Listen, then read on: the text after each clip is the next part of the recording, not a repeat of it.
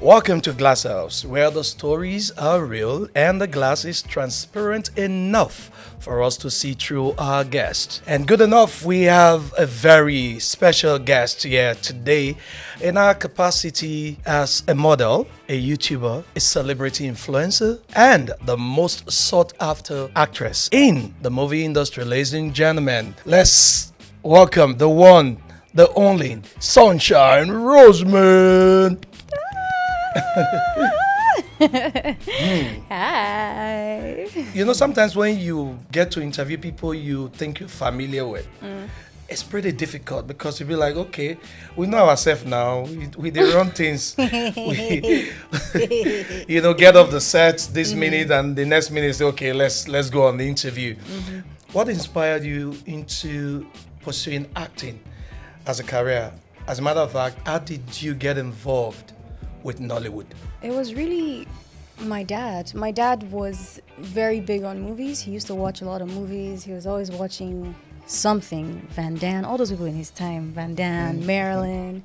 And I remember I'd seen him watching Marilyn like a couple times, and I saw this scene and she was performing and it was just so beautiful. I was like, Daddy, what does this woman do? I want to do what she does. And yeah, he was like, that's Marilyn Monroe. Basically, she was the hottest thing at the time. Oh, yes. Still is, if you ask me. But yeah, so I would say Marilyn, my dad. And I just got into film as a whole. And I've gotten to this point in filmmaking where I don't have to be the actor to be involved in filmmaking. Whether it's the storytelling or how it's produced or how it's shot. I'm just so excited and happy to have found my purpose in life. I know that I will be in film till I die. Awesome. Can you share your very first acting experience with us? How did that shape your passion for the craft? I can't even remember what my first acting experience was. I was so young. My mom, God bless her soul, she was extremely supportive with what all her children wanted to do. All my siblings and I were really all into like entertainment. One person is in music, we're pretty much in acting as well. My mom was very supportive, and as busy as she was, I remember she used to take me to audition for ads. I think it was an ad for a company I really can't even remember. That was my first acting experience, and I remember there was an actress there that supposedly played my mom, and she was just gorgeous. I can't remember anything else about her. I just remember that she was extremely beautiful, and I liked being in that space. My dad pretty much said, find something that you enjoy doing, and then get paid to do it. Yeah, so I saw something you did, POV of you, when producers call you to say, let's do this for relationship. what? No, that wasn't me. Who did that? Okay, you must have faced some challenges. I mean, we know the way it is in getting involved in this business. So as a young actress in the industry, how have you overcome such challenges? The major challenge that I faced when I started auditioning in my teen years was casting. Producers and casting directors would always say to me, it would be very hard to cast you as someone's daughter because of my race, because I'm mixed race, and they would always say we'd have to get like a mixed race father or mother. They would just say basically that it would make the casting process complicated for them. And they'd just be like, yeah, no, let's pass on that. And so a lot of people weren't very optimistic about me playing a lot of roles at the time. That was a challenge I faced.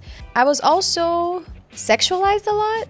A lot of people, when you would walk in, people would just really, I think it has changed so much from then till now, being like 6, 7, 8 years ago. I have no idea what like actors 15, 20, 40 years ago faced, but I remember that when I came, it would like producers would be very, very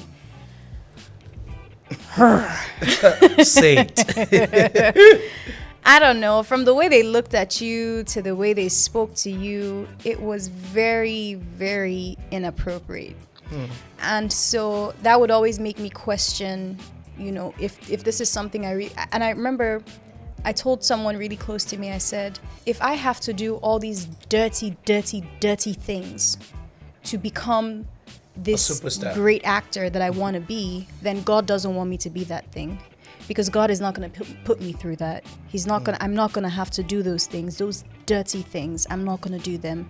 And God being so merciful, He's continued to pave the way for me without having to betray Him. And He's made it so easy. It's nothing. Where I am today is not. It's not anything about my talent or how I look. There are so many people out there that are way more talented than me, way more beautiful than me. It's not about what I look like or if I'm a good actor or not. It's really God just paving the way for me. So how did I overcome all those circumstances? God did it. He paved the way. He put challenges in front of me and gave me the wisdom to solve those problems. Is there any particular experience you would like to share?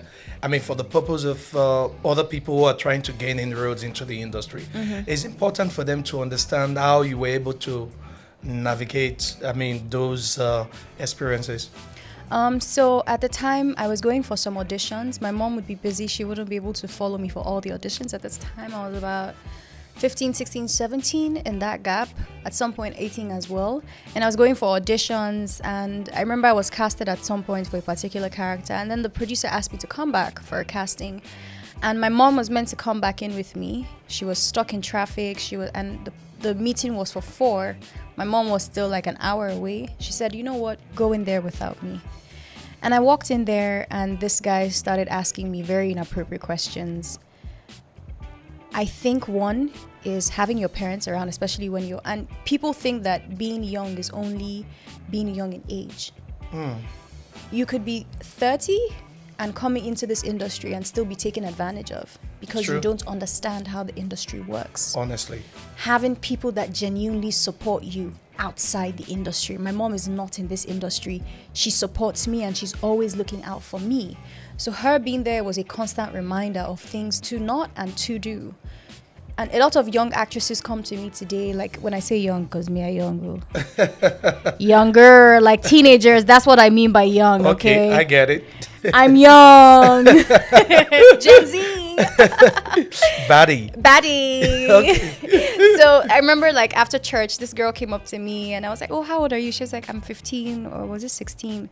And I was like, honestly, because we don't have like a production house that manages or like a good agency for children yet, not be me go advice you may enter Nollywood though, because people will take advantage of you. I said, if you want to do this, make sure your parents support you. If your parents don't support you, wait till you're old enough to do it without your parents' support. I get it. Because you don't want to put yourself in all those uncomfortable situations with no one old enough to protect you. So for me, my mother was always there to protect me. Anybody that Mr. Kaide, Peters, all the people that I started working with, Shea Baba Tokwe, from when I was really young, my mom would always show up holding my hand. So you know. So they know. You better recognize. Igbo, an Igbo woman. Bless her soul. Amen. Yeah, so I pretty much, she did a lot of protecting me. Remembering your worth and remembering who you are and remembering your values is also another very important thing to do. Where you're coming from. Remember who you are. Remember your worth and your value. Your career doesn't make you. You're a person. God loves you outside of your success or your lack of success. So remember that first. Let God. I put God first before everything. So that has always been like my guideline. Anything I'm doing, have I wronged this person? Is this the path God wants me to be walking in? If it doesn't correlate, I'm out. And I've lost a lot of jobs because of this. And I'm not sad about it. Well, you shouldn't be. I mean, you're still on the winning side. You're doing pretty well with your career. Ka-ching. Yeah. Moving on. You mentioned something about getting roles for you. It was difficult to get someone to play the younger version of your character in The Waiter. No, we... Half cast, they no half cast. Hey, I don't cast with that. Now, tell me, Nollywood landscape.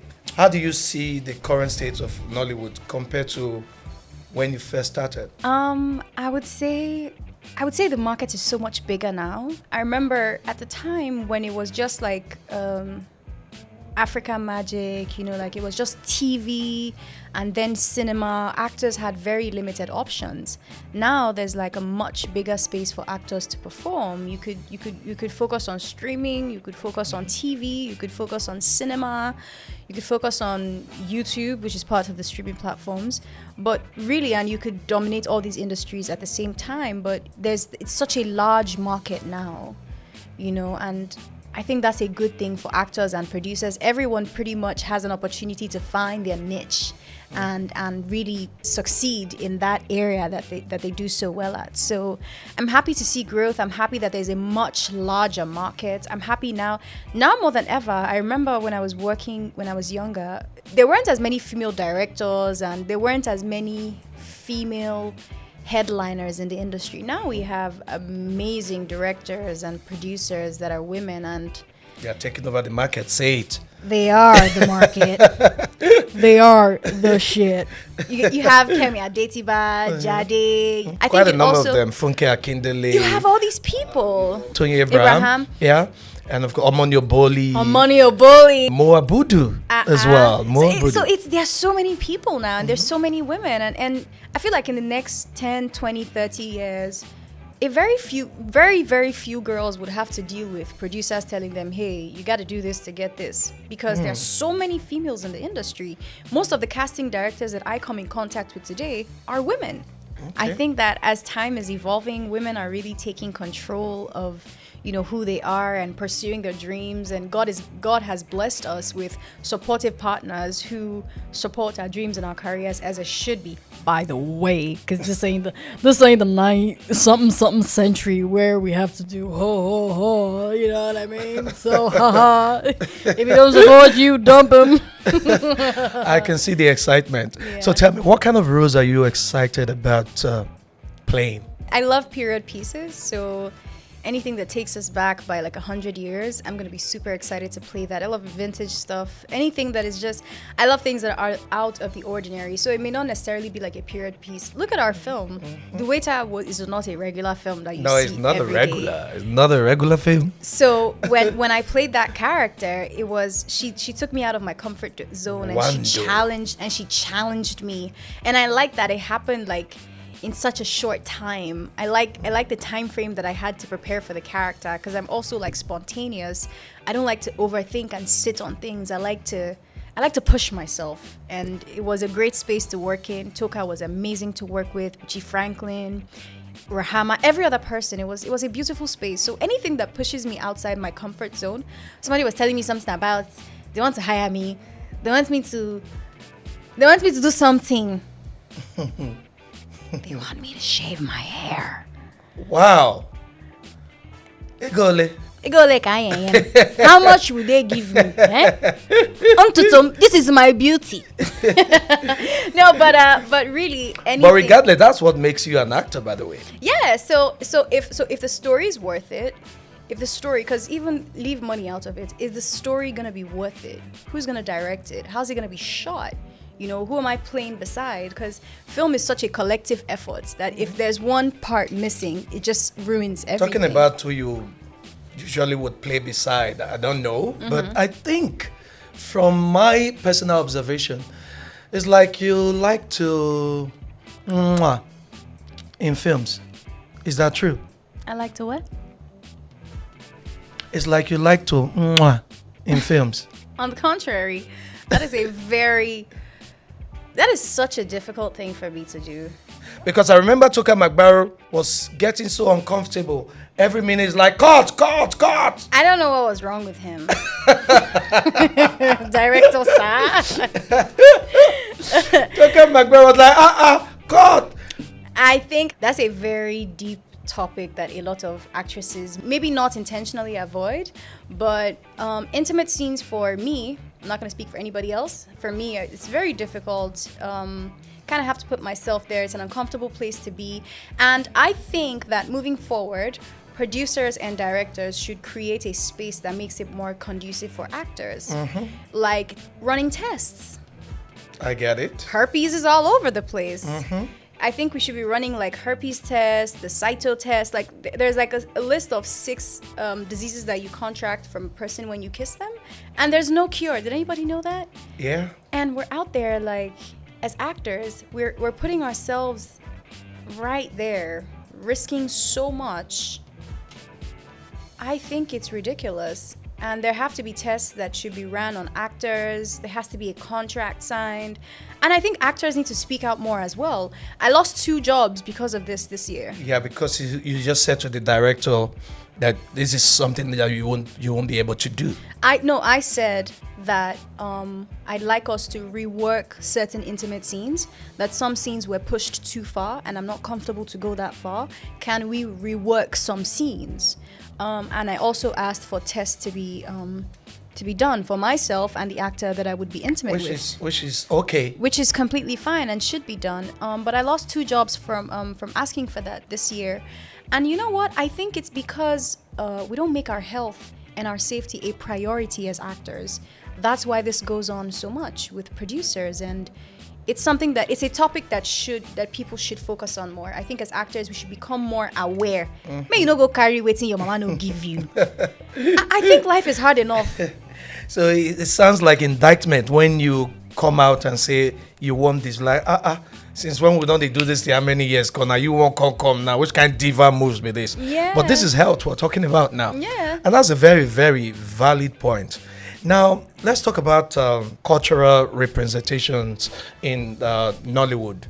Do you think we are doing enough, infusing our culture into Nollywood? We're trying. It's a developing industry, and I don't like to criticize a growing industry. We're growing and we're doing so well. Our storytelling is coming out more and more every day. Our representation is getting better by the day. We were influenced by, Westerners and foreign parties for the most of it in terms of how to go about in making film and certain things. So we're still getting there. I think that so far I've seen some films that have represented us so well. I watch some films and I'm like, this is Nigeria. And this is the representation of, sometimes like when you see Funke Akindele's films, you see that she represents each race, so authentically. And it's such a beautiful thing to see. Even with this Omoni Oboli's film, The Uprising, it was a beautiful watch. And when you watch it, you get the feel of so many different tribes and it's so enjoyable. So honestly, I think we're doing great and we're going to get better at it. But so far, so good. So let's bring it down to the waiter. So what was it like for you on that set? I loved how all the characters had everything that they represented in terms of ethnic groups, and when they came together, there's something about Nigerians and how expressive we are. Hey! Sometimes we don't have to talk to express ourselves, and I think that with the waiter, there were key moments that were so beautiful. It's such a relatable story. As long as you're a Nigerian. As long as you're a Nigerian, you will relate with that film on every level. When I told my brother in Canada about the story, my brother grew up here. He moved to Canada about 8 to 10 years ago. And he's been living there, but he comes back maybe like annually or once in 2 years. And he was like, nah, story be that too. So to the people in the diaspora, wherever you are, you're Nigerian in Australia, you watch them, you go no. I mean, that has cost us money and time. Now you shop part of the money. You shop part of the money. Part? I ate the whole money. I ate everything. Oh my goodness. So what skills have you focused on developing to enhance your acting skills? Right now, I'm learning how to swim. You just a learner. I You just a learner. I mean, say my Igbo na do Igbo no hear money. So who knows? And I was also trying to learn French. I don't know how that went. All I can say is bonjour, comment ça va? Ça va bien, merci. Je m'appelle Paris, j'habite à Lagos. That's all I know in French. I mean, you won't be bad playing French. I know. You won't be bad. You look it already. Merci, monsieur. Okay. Merci beaucoup. Merci, monsieur. Comment t'appelles-tu? In Delta, we used to say, well, comment tenez-vous? No, Odumere.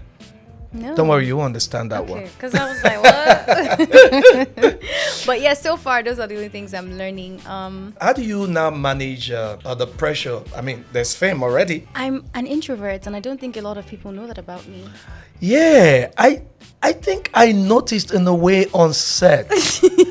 She goes to one corner, but one way or the other, we just had people who could bring it out of her. The Williams Uchemba, the Bushi, Franklin, and Chris Atto. Yeah. So when they come, I'll be like, okay. Because at that point in time, I was like, this girl ready to do acting. So this one no one talk, follow people talk here. So not gonna spoil film, not gonna spoil film. Yeah. I'm an introvert. You're not introvert. There should be a middle ground somewhere. More so like an ambivert. So here's what I do.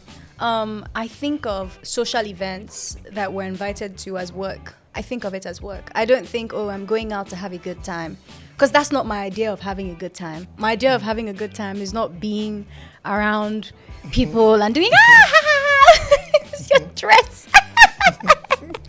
That's not my idea. My idea of having a good time is sitting inside my room with the AC super chilled with my dog lying down on my stomach and watching a Netflix series. I've seen some of your videos. That's your white dog. She's a black dog. She's an Igbo dog. I've seen the white. Forget color. She's an Igbo dog. Okay, black. Okay, I get it now. And I like to escape a lot. My personal time gives me space to like recuperate and get ready to see people again. But I like to be inside a lot. I like enjoying myself by myself. So now let's talk about mentorship. Who are your mentors in this industry, and how have they influenced your career? My greatest mentor, industry or not, is God. I've recently spent more time reading my Bible, and I think that life is a test or an exam. And imagine if you were writing an exam and somebody gave you a textbook and said, hey, take this textbook while you're writing the exam. And it has all the answers in there. But maybe the answers were written figuratively. Yeah, for you to figure them out. For you to figure out the answers.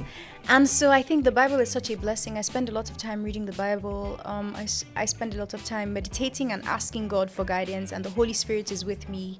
He guides me. He shows me the way. That's really the greatest mentor. And my mother as well. My mother is a great mentor. My parents have always been a great mentor to me. My father passed. I think that the number one thing a parent can do for their child is prepare their child to live without them. The fundamental structure is very important. Yes. So what is your process in preparing for a new role? I spend a lot of time with not necessarily the script, but with who the character is. Sometimes I haven't been in those situations, so I try to put myself in certain situations that I know. Sometimes there was a character I played last year, and she was a Lagos party girl. She was the club girl. She was low-key also, like, very randy. I was just I was just going out more often. I was watching girls be flirtatious, because as much as no matter how much I want to do it, I'm not that randy, so I couldn't do it. But I watched these things. I'm a good observer. I like to sit down. A good experience for me at the club would be sitting down and watching people. That's an amazing experience. And when I watch people, I observe people, I learn a lot from them. So I put myself in situations. If I'm going to play a very Igbo character, I'm a Igbo, but I'm a Igbo for me. So if somebody tells me, hey, come play an Igbo character, I could just go east, go there my mom's house for Abia State. 1 month. Just give me 1 month. And then it's a done deal. And my Igbo goes soft. Even Go ahead, I'm like this girl. So I think when you put yourself in that situation, Shine, you're a mad person. I think once you put yourself in certain situations, you kind of just get acquainted to it and you figure it out. But at the end of the day, still, now God last night they give me, like I said, ain't nothing I know how to do. God just using me. Shine, you too do. Now, wow. All right. Now, you must have a favorite project, so to speak. I mean, it must be just... How can you tell us about a project that has particularly, turned out to be meaningful to you, and why? I enjoy everything I've been on so much. I can't think of a particular experience that was my favorite experience. Tell me about your short play, the one you did. My short film. Yeah. Who's crazy gun? Stressful. It was really stressful, but I had amazing people with me. My family, they were part of my crew members. My mom handled the welfare. My brother was the photographer on set, and he also handled. It was a family affair. It was a family affair.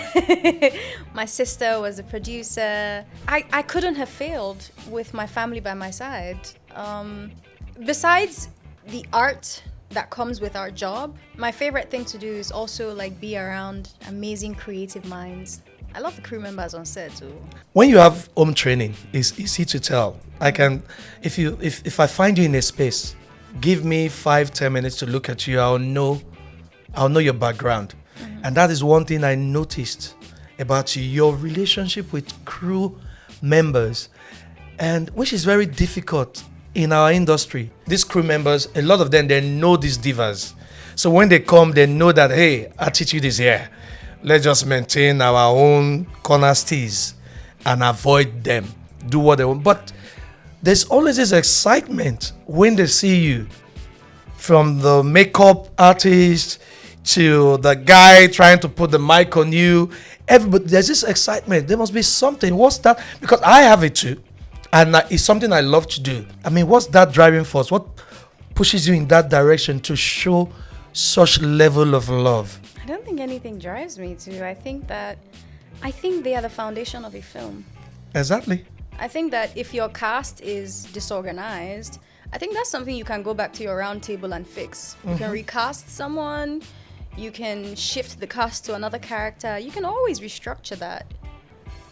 I don't think that you can, once there's division in your crew, once there's a problem from the foundation being your crew, the production is then the possibilities of your shoot going smoothly and there being unity on set is pretty much lost. When I'm doing a film, I want to know who's directing. I want to know who's doing my makeup, because how I look on screen is very important to me. I want to know the sound person. I want to know these people because I'm gonna be in contact with them. This sound person, they press your breast though. Like I tell you now. They say, "Ma, let me adjust the mic." They just want to feel small, Bobby. Sunshine, shut up. I'm joking. But what I mean is, you come in very close contact with these people. Yeah. The makeup artist is applying makeup on your face. The hair person is touching your hair. The sound is putting his hand through your bra. Ma, let me put it to your bra. Help me stick it. But sometimes they get their PAs to do that. No, I'm joking. They're actually one of the most respectful people on set because they know that they are handling a very intimate part, an intrusive part. So they are very respectful, and I applaud them for being very very respectful. Every sound person I've worked with in Nigeria has been extremely respectful, and I'm so happy. So crew members are really family. When I'm getting on a set, there are some crew members I work with on YouTube. Skit and the rest. Every time we're on set together, I just turn into a kid because I'm so happy to be around them. It shows. Doni is here; she's smiling because she's part of us. And it shows. It shows. I remember your birthday. That was very very particular for me. Yeah. What you didn't know that me as a producer, I was equally celebrating each crew member's birthday on that set. And they were getting gifts and all of that. So when it was time to celebrate you, so I felt you didn't know about that. And incidentally, 2 other crew members, one person from like I said to you, I'm very, very observant. And I saw the way you pulled them through, grabbed the cake together, had to take pictures together. And that moved me crazily, okay, the trend is one. Thank you for doing that. Okay, so let's proceed. So what are your short-term and long-term goals? In the next 5 to 10 years, my mother runs an orphanage in Abia State. Right now, she has 10 girls. I'd like to expand that orphanage I'd like to build it to be bigger so we can accommodate both boys and girls. I'd like it to be fully running and functioning without my mother being there. I'd like us to open at least 5 branches in Nigeria, one in Lagos, one in Abia State, one in Abuja, one in Kaduna, one in Ebonyi State. I feel like here in Nigeria, if a child doesn't have where to eat or doesn't have a home, there's no place that we can say go here. Go there and just walk to that place and be Go sorted. there. Okay, even if you're not going to get shelter, a roof over your head, at least you're going to get food. We don't have that. And we have hungry children, and there's so much suffering. And I think that that's something that we need to invest our time in more, in finding a solution to it. The kids that come and meet you in traffic when you're driving through, those children are really risking their lives. Yeah, and I they think are. that's something the government needs to pay attention to. They're risking, a car can run one of those children over, and they're kids. They put themselves in those positions because they don't know better. So those children need to be off the streets. But when you send them off the streets, where are they going to eat? There's nowhere for you to send them to. So that's something I would like to do or provide for these children in the next 5 to 10 years. Long-term goals, there's nothing more important to me than doing what God has put me on earth to do. So in the long term, in the span of my life, I hope that I continue to accomplish the things that God wants me to accomplish for myself, beyond anything, beyond my career, beyond my person. That is my most important long-term goal. Wow. See, when you talked about those kids, now I was really moved because I have a film out there. It's titled Al-Majiri, and it tells this kind of story, trying to get those kids Beautiful off the film. streets. Yeah, so that was what inspired me, to put that film together. Is there any specific role that you would like to explore in the future? I'd like to be like a lead in an Indian film, which would probably mean that I'd have Maybe to... Makama say, Yeah, boda. Oshoni Babare, Shorty body. Dori. Jesse Badi Dalo. I beg, no spoil their language. It don't spoil the Priyanka language. Really? India, why? It could be Indian, it could be Spanish. God has blessed me in a position, he's put me in a position to be able to play multiple characters. I've seen that I could play an Indian character very comfortably. In terms of my features and what I look like, I could also play a Spanish girl really easily. 100%. So these are 2 races that I look like, and I would want to take advantage of it in my lifetime. Which would mean that if I'm to play the lead in an Indian film, I'd have to spend like a year, 2 years in India, actually becoming Indian to be able to play that character. Merinkedu, Mirakuda, Nata Nata Nata. Oh, buddy. Soon is Awesome. to come. If you are Indian director watching this, please hire me, please hire me. Thank you very much. Goodbye. You just passed the audition. Thank you. Yeah. Advice for aspiring actors? You should have one because you're doing very, very well as the most sought after Nollywood baby girl Gen Z body. So you should be advising your fellow baddies to be. Yeah. Okay. No, all the girls are baddies. As a babe, you're already a baddie. You don't need to be a superstar to be a baddie. You are a baddie. Leave all the superstar things. You're a baddie. But the advice I would give to anyone coming into this industry is hold God first. Put him first, and that will guide every decision that you make. Spend time honing your craft. Invest in yourself. Invest in taking care of yourself, because if you're not okay, then you're not going to be able to perform at your peak in terms of health, physical health, and mental health. There was a video I watched that said work 5 days a week, and one day should be for God, and another day should be for inner child day. Wow. So explore your inner child. What are the things that you do that make you feel free? Do those things, and that childlike attitude, Yeah. gives you that freedom of mind. freedom. Because adulthood, the one key person. Adulthood, the one key person. Adulthood, the one key. Adulthood is out for your neck and your life. So you And have they to say find adulthood time. is scam. It's a big scam. And when you are a child, somebody is feeding you and paying your rent, you'll be saying, I can't wait to be old. I can't wait to have my own apartment. You will know that the lights that you will pay for. You will know that the money is big. Oh. You will know that your rent is big. You see? It's a scam because you look at it and you think, I can't wait to be there. But when you get there, it's like, hey, fire, demons, the devil, they're after my life. So tell me about the most valuable lessons you've learned, I mean, in your acting career. Take care of yourself because it will happen very quickly. So take care of yourself. You are important. Every character you play is a tiny bit part of you. So if you're going to play this character, there's a part of you inside that is like that. And that could be a bad thing or a good thing. But it's important to be self-aware. So you won't play a shower. Normally, babes get a shower inside. It's just who they activate and who no they activate them. So if you want to play a shower, you go find your shower because you get a shower. You get some. Check. A shower day inside your body. Relationships are important. Respect everybody. Respect every single person that you come across because they matter. Forget fame. Some people old pass you. They talk anyhow. Where's my this? Where's my that? You didn't do it like that. Shut up.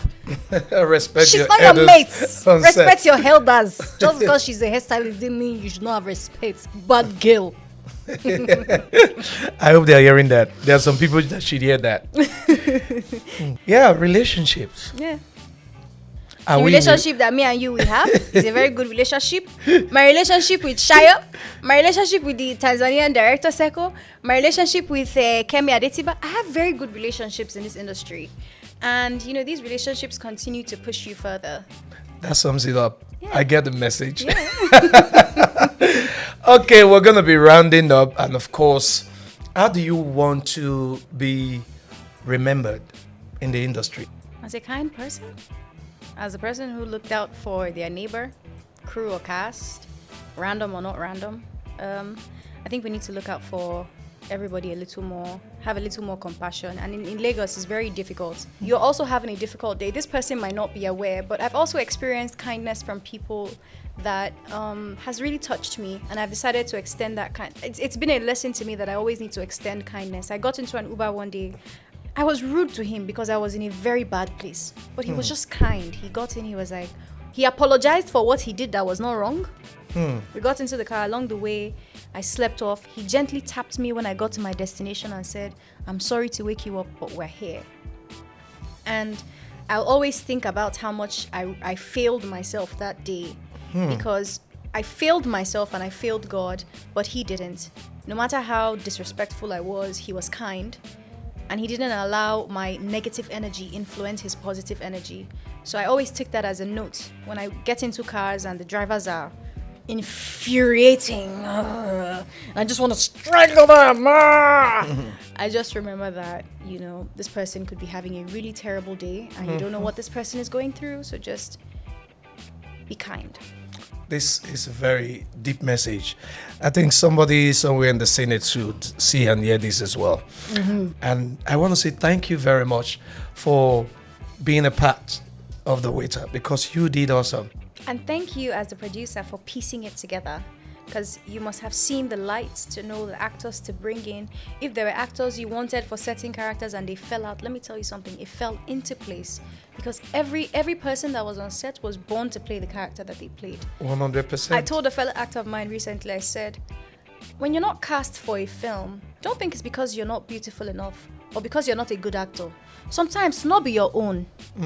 It's not because this person better pass you, this person fine pass you, you big pass this person. Sometimes it's way bigger than you can think. I've seen great actresses walk into casting rooms. I know this actress is 10 times better, prettier, and more qualified and experienced for this character, but she doesn't get the character. It's not because she's not good enough. It's because somebody else walked in the room and the director said, that's my lead. That's my character. That's the person I've been looking for.